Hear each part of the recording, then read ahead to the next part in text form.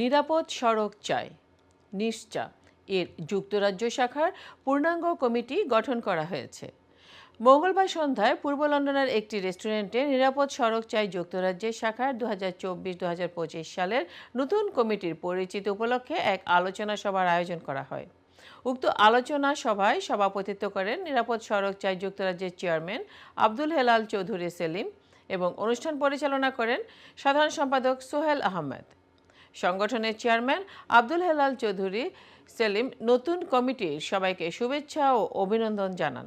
অনুষ্ঠানে অন্যান্যের মধ্যে উপস্থিত ছিলেন নিরাপদ সড়ক চাই যুক্তরাজ্যের সাবেক senior vice chairman Syed Tajir Uddin Mannan, senior vice chairman Ansar Mia, vice chairman Ariful Islam, যুগ্ম সাধারণ সম্পাদক মোহাম্মদ আলী, অর্থ সম্পাদক তায়েফ সারোয়ার এবং সাংগঠনিক সম্পাদক আলী হোসেন সহ আরও অনেকে।